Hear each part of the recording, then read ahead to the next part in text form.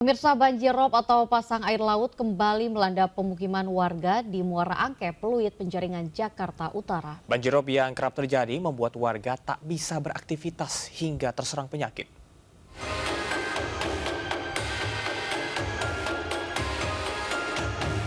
Permukiman warga di kawasan Muara Angke, Pluit, Penjaringan, Jakarta Utara kembali terendam banjir pada Sabtu siang. Akibatnya sejumlah aktivitas warga terganggu.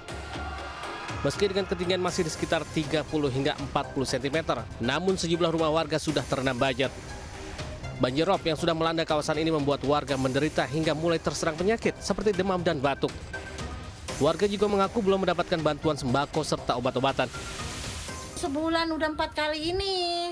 Kemarinnya aja dari tanggal berapa itu, Yun? 9 hari ya? 9 hari. Kamis ketemu Kamis lagi. Baru surut, terusnya baru 3 hari kena lagi. Ya kita mah mengharapkan kalau bisa mah pemerintah datanglah gitu, maksudnya bantuannya berupa sembako atau obat-obatan. Sebelumnya, BPBD Jakarta memberikan peringatan waspada akan adanya banjir di pesisir utara Jakarta mulai dari tanggal 28 November hingga 6 Desember 2024.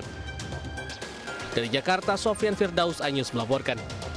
Berdalih terdesak kebutuhan ekonomi, seorang wanita di Kabupaten Maros, Sulawesi Selatan menjadi mucikari. Mirisnya, wanita yang dipekerjakan untuk melayani pria hidung belang adalah saudari iparnya.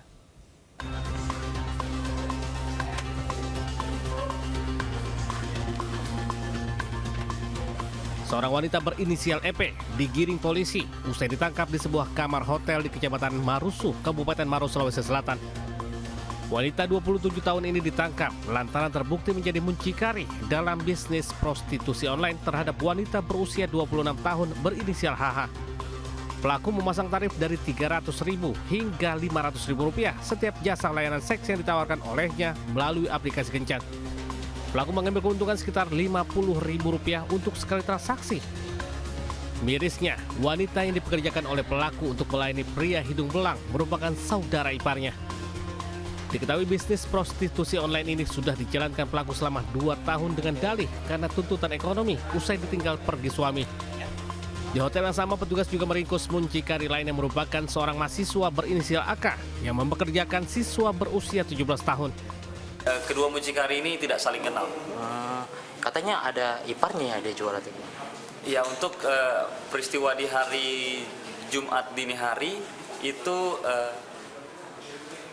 hubungan antara mucikari dengan korbannya merupakan saudara ipar.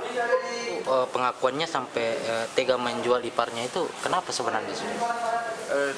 Tentunya yang pertama adalah faktor ekonomi, yang kemudian atas kesepakatan juga dari pihak saudara iparnya, maka terjadilah kegiatan tersebut. Akibat perbuatannya, para pelaku dijerat dengan pasal tentang pemberantasan tindak pidana perdagangan orang dengan ancaman hukuman 15 tahun penjara. Dari Kabupaten Maros, Sulawesi Selatan, Wahyu Ruslan, iNews melaporkan.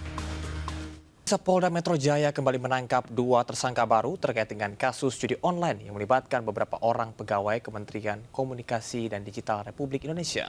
2 tersangka berperan sebagai pemilik website judi online dan terlibat tindak pidana pencucian uang.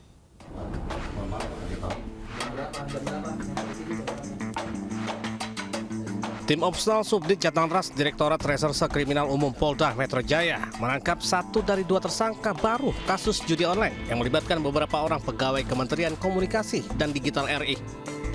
Tersangka AA ditangkap saat bersembunyi di salah satu hotel bersama uang tunai ratusan juta rupiah. 2 tersangka baru, AA dan F, memiliki peran berbeda di mana AA terlibat tindak pidana pencucian uang, sementara F berperan sebagai pemilik 40 website judi online. Selain mengamankan 2 orang pelaku, penyidik juga turut mengamankan beberapa barang bukti, diantaranya uang tunai dari berbagai mata uang senilai 1,4 miliar rupiah, 2 unit handphone, dan 9 buah buku tabungan. Telah menangkap 2 tersangka lainnya. Yang pertama, inisialnya AA, perannya melakukan tindak pidana pencucian uang. Tersangka AA ditangkap tanggal 26 November 2024. Sejauh ini Polda Metro Jaya telah menetapkan 26 orang tersangka yang diantaranya 10 orang pegawai Kaum Digi serta 16 orang masyarakat sipil dan masih memburu 4 orang pelaku lain berinisial C, JH, F, dan C yang saat ini telah masuk dalam daftar pencarian orang. Dari Jakarta, Helmi Sanjang Batia News melaporkan.